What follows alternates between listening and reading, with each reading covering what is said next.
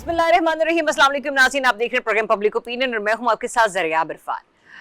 नाज़रीन, गिलगित बल्तिस्तान के इंतखाबात के बाद बजट की आमद से पहले सियासी दर्जा हरारत खासा अरूज पर है। बजट सिर्फ आमदन और अखराजात की दस्तावेज नहीं है, बल्कि सियासी ताकत, मफादात और इक़्तिदार के तवाज़ुन का इम्तिहान भी बनता चला जा रहा है। एक तरफ तो वफाकी हुकूमत बजट की तैयारियों में मसरूफ है, तो दूसरी तरफ सियासी जमातों के दरमियान मेल मुलाकातें, राबतें और जोड़ तोड़ तेज हो चुके हैं।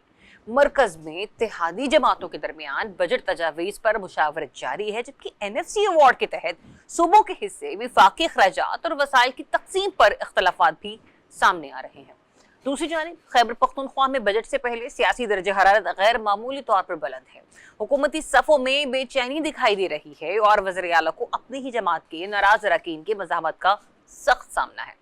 इसी दौरान आवाम की नजरें उस बजट पर जमी हुई हैं जो एक मरतबा फिर महंगाई, टैक्सों और माली बोझ के हवाले से सवालात खड़े कर रहा है।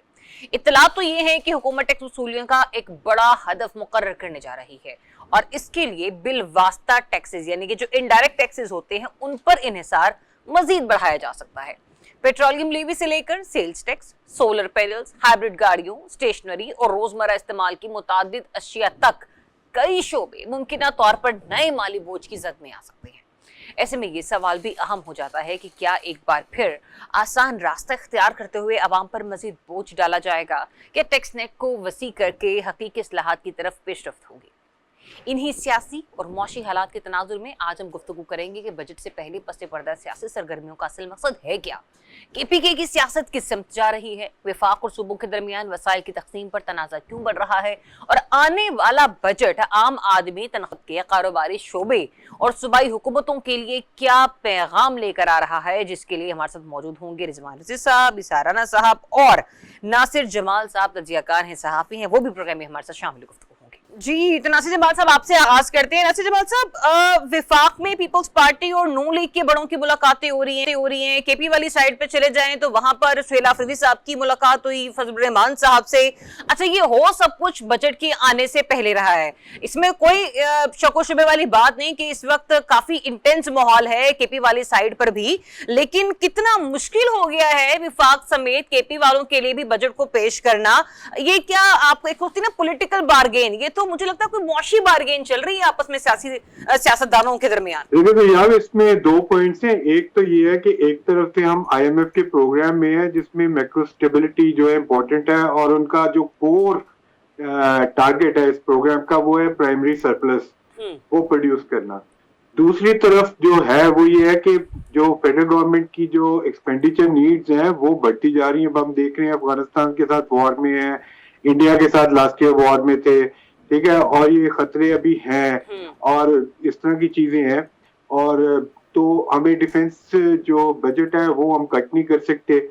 दूसरी तरफ हमारी जो ख्वाहिश है वो ये है कि हम अपना डेवलपमेंट एक्सपेंडिचर उसको इंक्रीज करें, किसी तरह से हमारी प्रायोरिटीज जो है प्रायोरिटी प्रोजेक्ट्स हैं उनको कंप्लीट करें।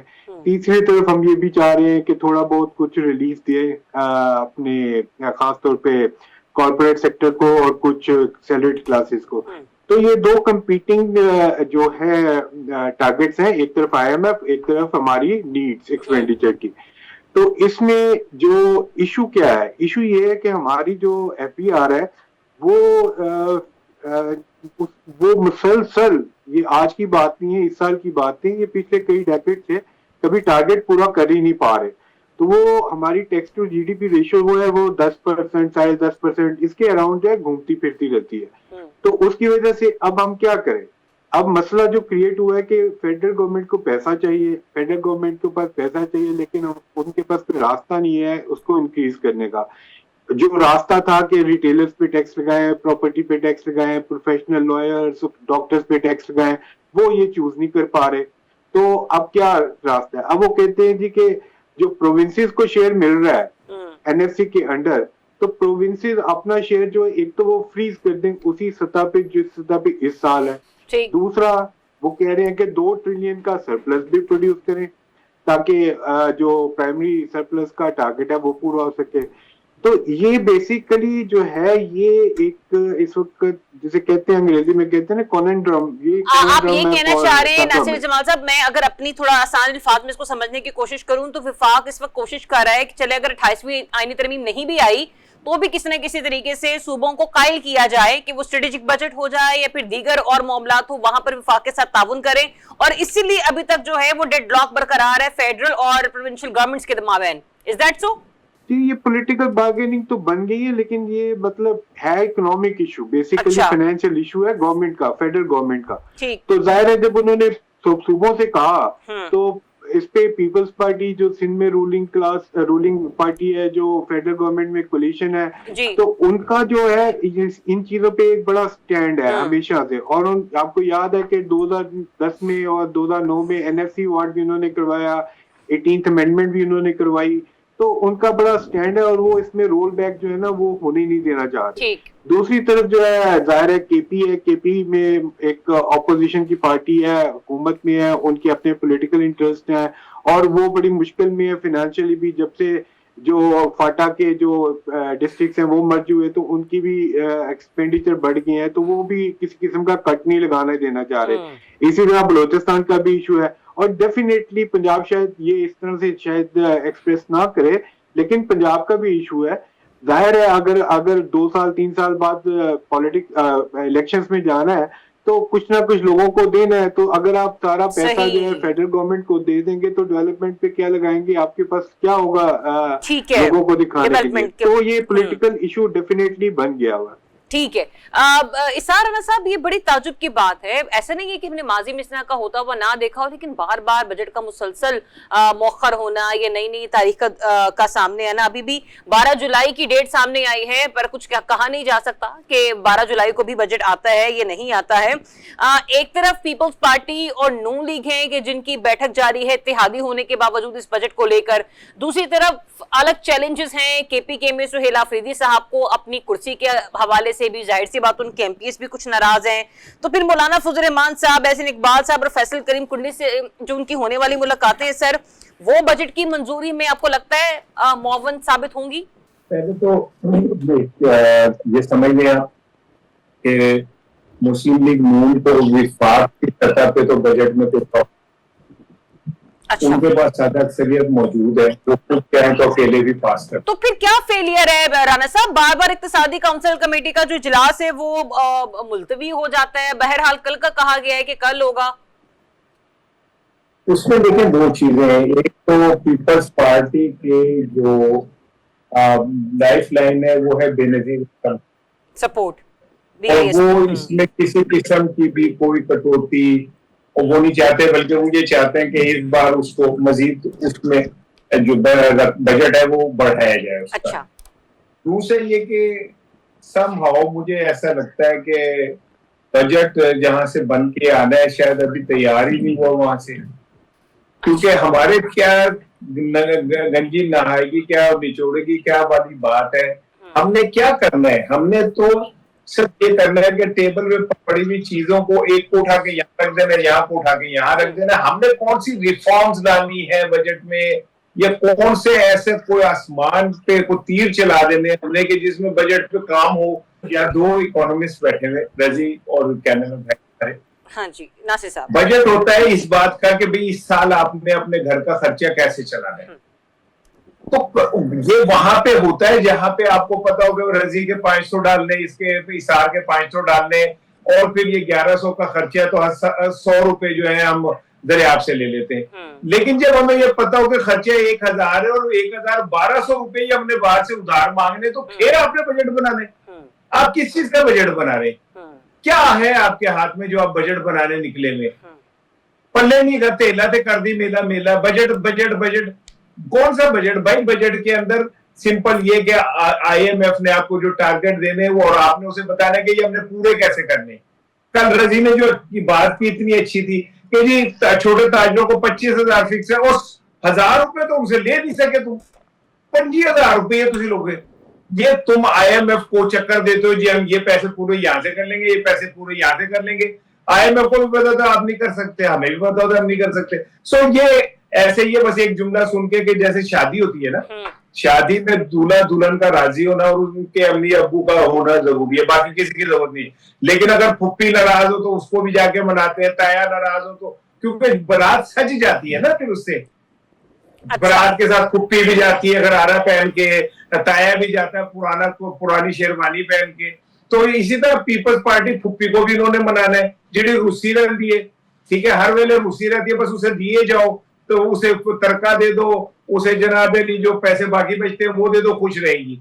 इसी तरह बाकी लोग हैं। सो ये थोड़ा सा रंगबाजी चलती रहती है। पार्टी को तो सर आपने फुप्पी का रिश्ता दे दिया। आप केपी में जो 50 के करीब एमपीएस हैं उनको क्या कहेंगे? वो कौन से सर रिश्तेदार आप तस्वुर करेंगे जो फिलहाल इसमें टफ टाइम दे रहे हैं सुहेला अफरीदी को? नहीं, इसमें तो कोई शक नहीं कि वहां पे, और जो शेर अफजल मरवत ने बात की है वो तो इससे भी आगे की है।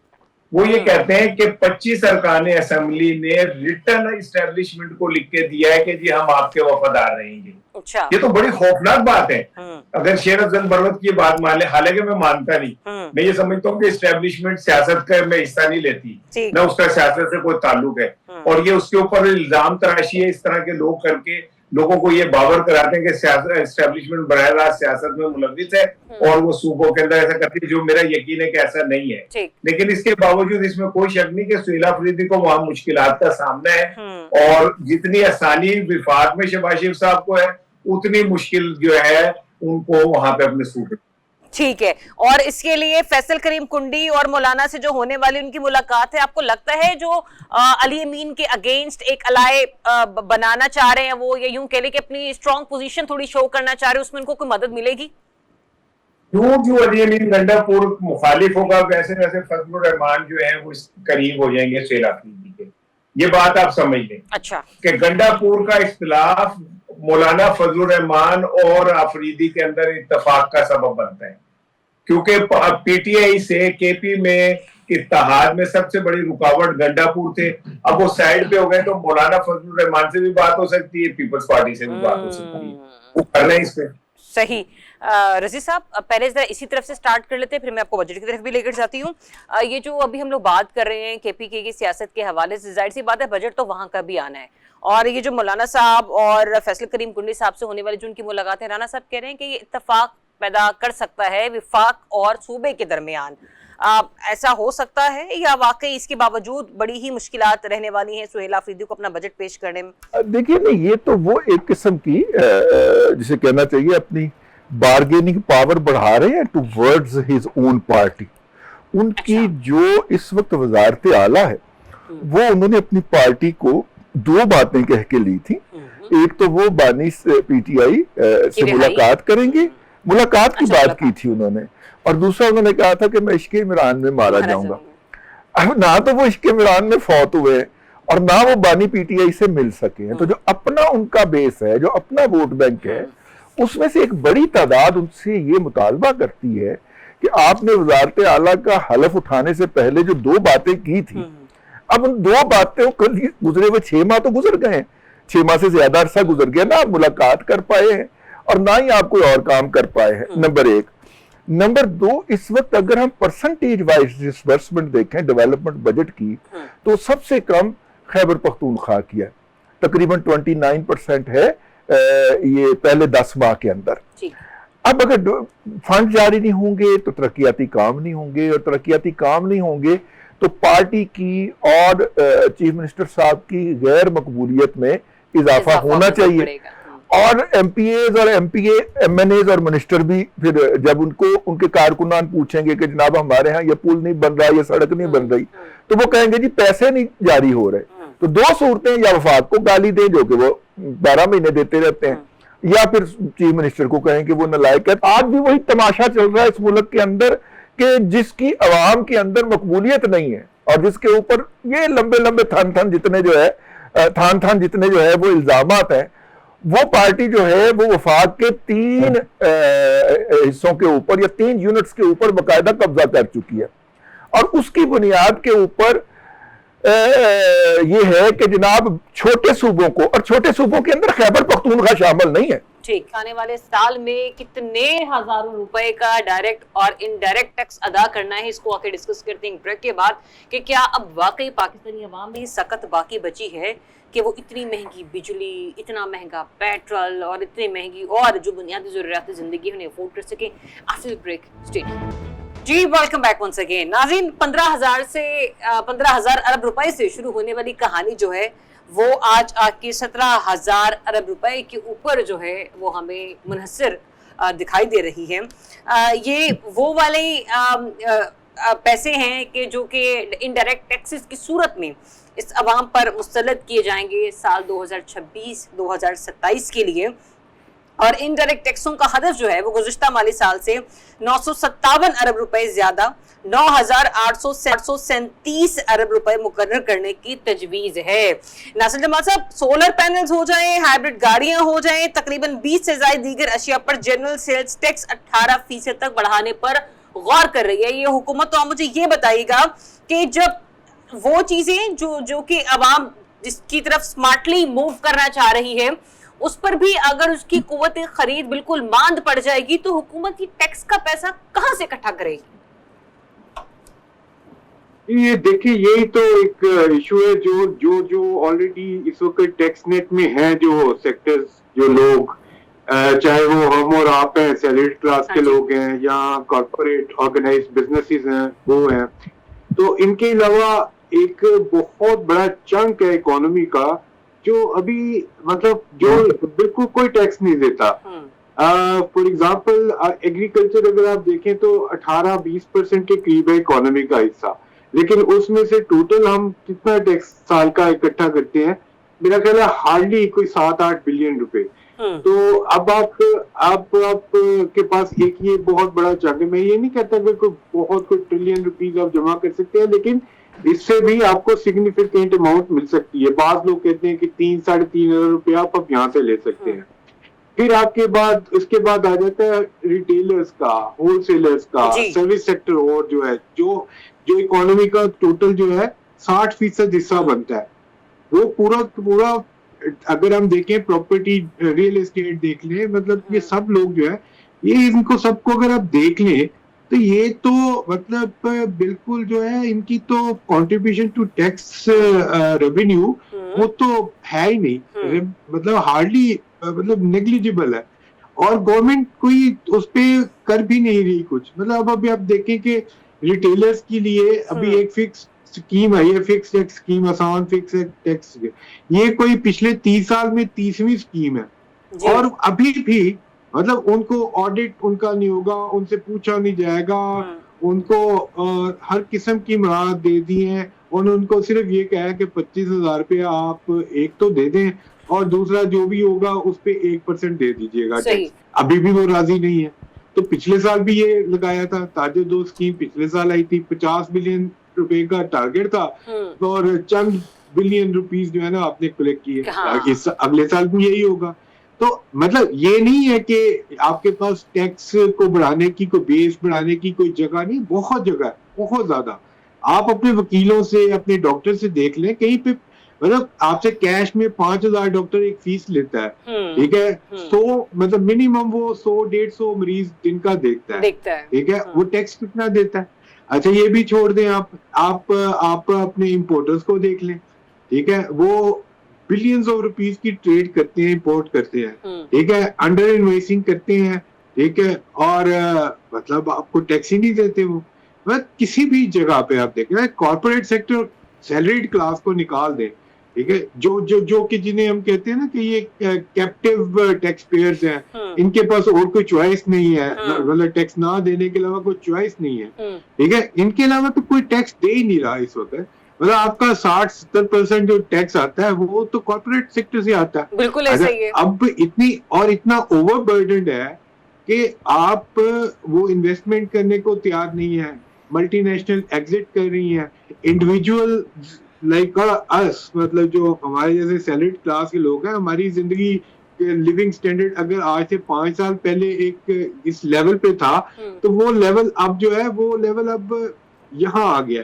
तो इस तरह की चीजें हो रही है। तो ये हुकूमत को अपनी सियासत बचाने की ज्यादा फिक्र है बनिस्बत के इकोनॉमी यहाँ लोगों को बचाने। सर चलिए नासिर जमाल साहब, मैं दोबारा आपकी तरफ आती हूँ, मैं जरा रजी साहब से उनकी टेक ले लूं।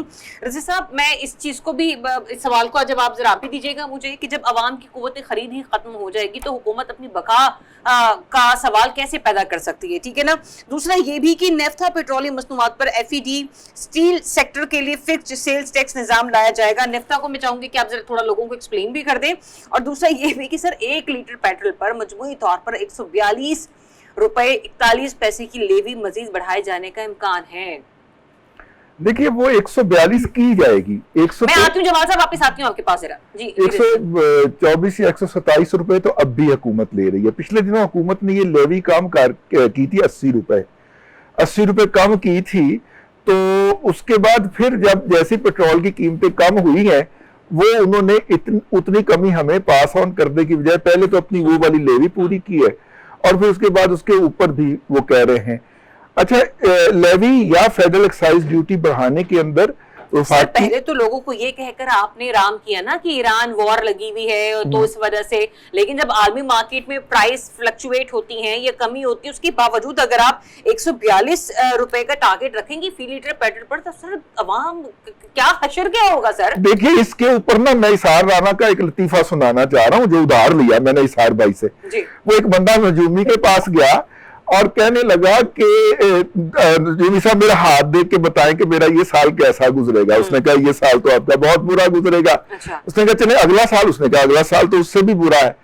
कहने लगा यार फिर तीसरा और चौथा साल, उसने कहा वो भी बुरे हैं। कहते फिर क्या होगा? उन्होंने कहा कि फिर तुम्हें इस की आदत पड़ जाएगी, इस बदहाली की। ये कौम को सरकार ने पहले 415 दिखाया, फिर 378 दिखाया, अब सरकार कहती है कि आदत पड़ गई है इनको, पड़ गई है और सरकार के मुंह को पेट्रोल लग गया। तो इसलिए क्या जरूरत है कि उस प्राइस को इंटरनेशनल एडजस्टमेंट के मुताबिक नीचे लाया जाए। सरकार पहले अपने मिस्ड टारगेट क्यों ना पूरे कर ले। एक तो ये बात मेरी तरफ से नोट की जाए, दस्त बदस्ता।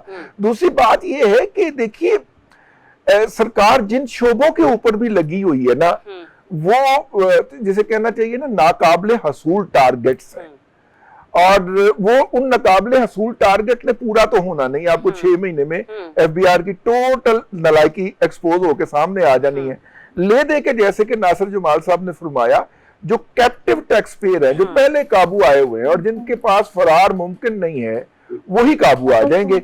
और नतीजे के तौर पे ये जो है वो आप सूरत हाल देख रहे हैं। ठीक है राणा साहब, आपके लिए एक बड़ा दिलचस्प सवाल है मेरे पास। सर सुनने में आ रहा है कि जो बच्चों की तालीम के इस्तेमाल में आने वाली स्टेशनरी है उस पर भी टैक्स में बड़ा इजाफा तजवीज किया जा रहा है। किताबें, कॉपियां और कलम पर 80% टैक्स लगेंगे।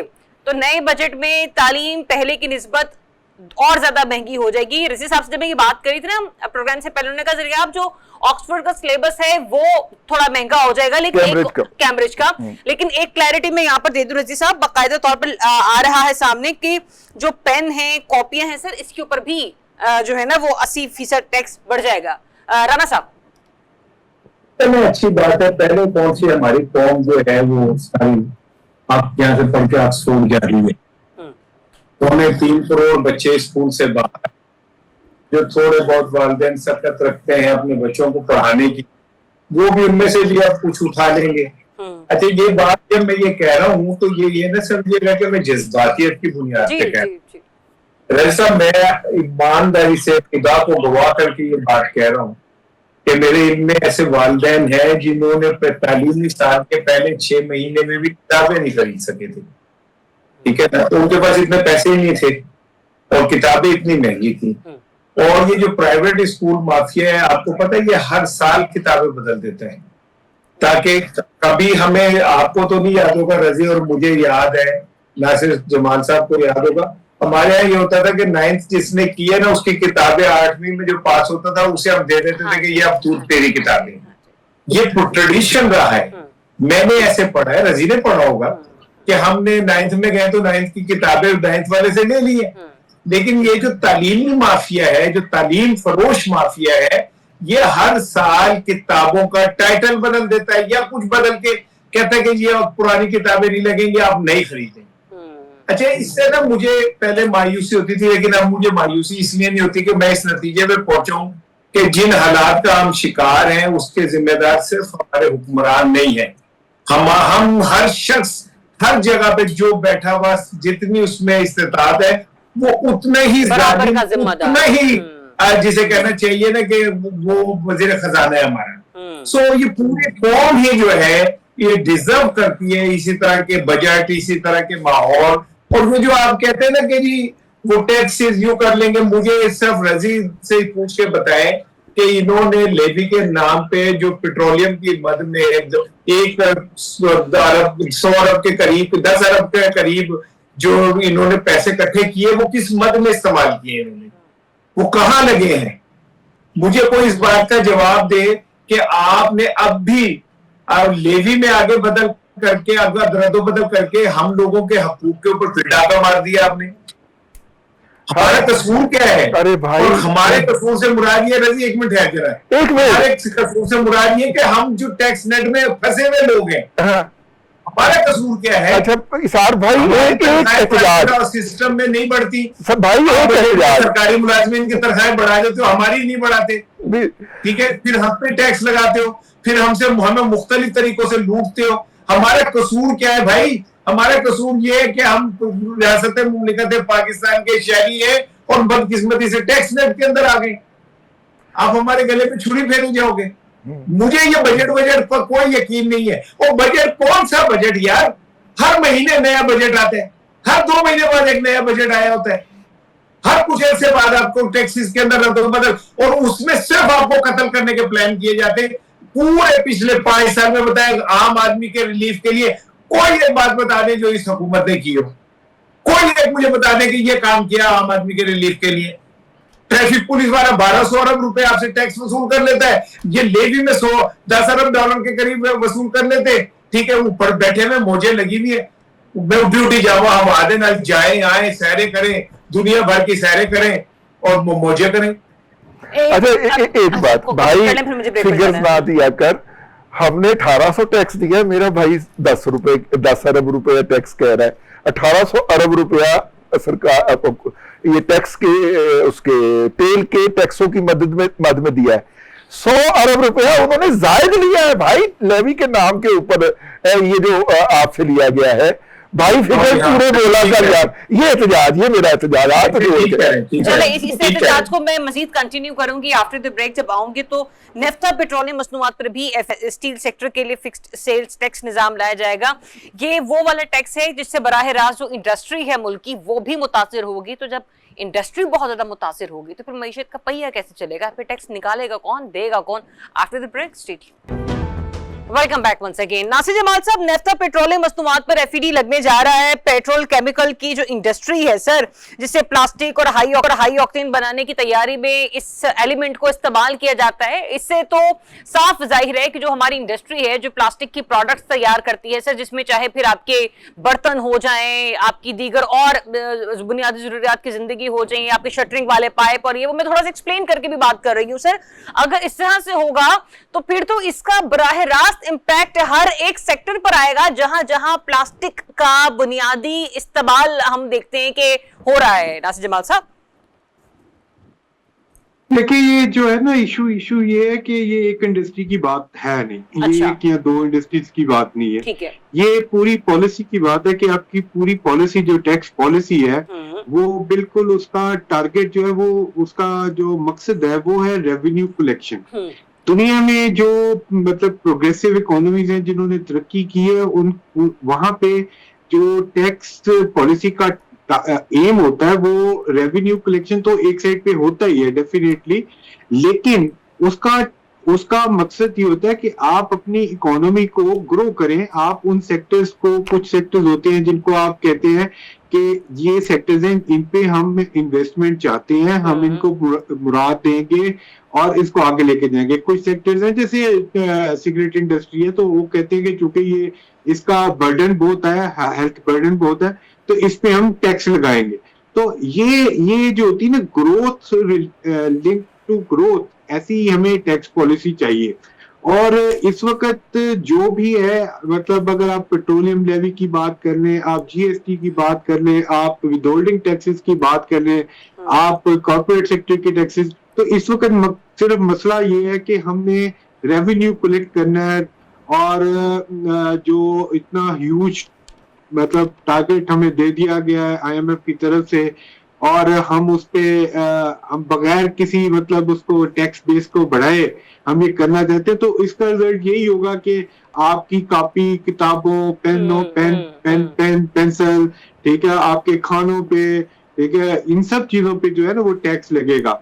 अभी आप देख लें, जब आप जाते हैं कहीं पे भी, अब पैकेज, अब ये एनॉमलीज है ना कि पैकेज्ड फूड है उस पे तो टैक्स है, लेकिन 95% तो फूड आउटसाइड वो पैकेज मतलब आपको मिलता है, या दूध भी देख लें तो वो जी, टैक्स जी, के जी। बगैर आउटसाइड ही टैक्स नेट है।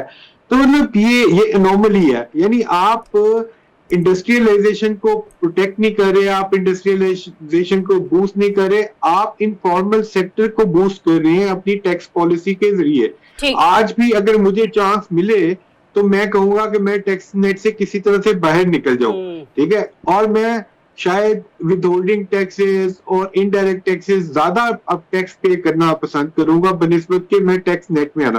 तो ये हमारी पॉलिसी फेलियर है।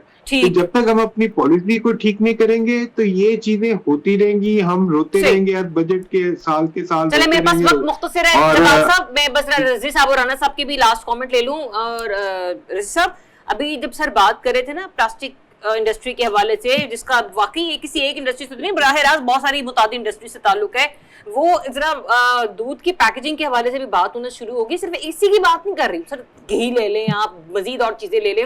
रजी साहब, बड़ी ताज्जुब वाली बात है, आज बजट आया है, कल जब आप ग्रोसरी के लिए जाएंगे तो हर एक चीज के ऊपर 30 से 35 रुपए या 20 से 25 रुपए बढ़े होंगे। सर, ये इंडस्ट्री की कितनी बड़ी मुनाफाखोरी होती है।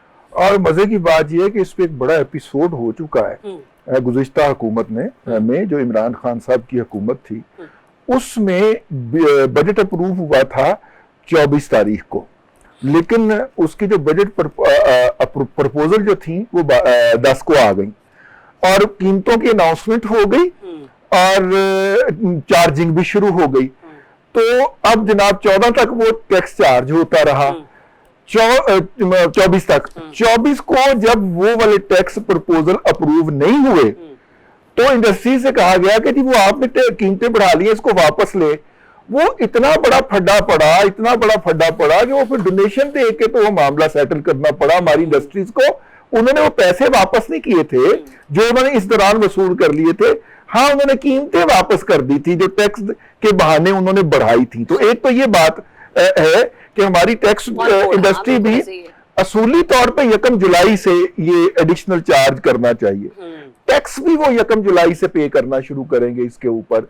लेकिन आपसे और मेरी जेब से अगर ये बजट कने पेश हो जाता है 12 को, इम्कान तो कम लगता है, और ये 18 को, मैं गारंटी कहती हूँ अब 13 की शाम को जाके जरा अपनी बेगम के साथ ग्रोसरी करें, आपको लग समझ आएगी। हाँ, लेकिन 24, 25 को, 26 को अप्रूव होगा तो जैसे ही पेश होगा कीमतें बढ़ जाएंगी, ऐसे ही है। ठीक है।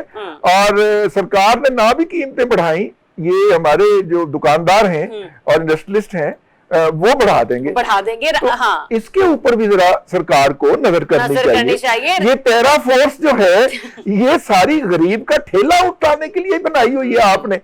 मतलब इस पैरा फोर्स को इधर लगाए ना, ठीक है, और जाके वो ये चेक करे कि यार अभी तो बजट अनाउंस हुआ है, अभी अप्रूव होगा और 1 से इंप्लीमेंट होगा तो तब चार्ज कीजिएगा। ऐसे ही है, बिल्कुल ऐसे ही है। राना साहब, ये बड़ा मुख्तसर सा एक सवाल है कि, और बड़ा कॉमन फैक्टर है कि जो न्यू प्रोजेक्टेड रेट्स होते हैं सर, अभी भी क्या कहते हैं, आप देखें जाकर भी बजट में आना है तो आपको छोटी छोटी दुकानों के ऊपर नए रेट्स मिलेंगे। चाहे आप कोई बिरयानी मसाला पकड़ लें, कढ़ाई गोश्त का मसाला पकड़ लें, फलाना ऑयल पकड़ लें, लोगों ने एक माइंडसेट बना लिया। सर, हुकूमत के पास क्या स्ट्रेटेजी होनी चाहिए कि किसी तरीके से इस चीज को रोका जा सके, जो भी रज़ी साहब भी बात कर रहे थे।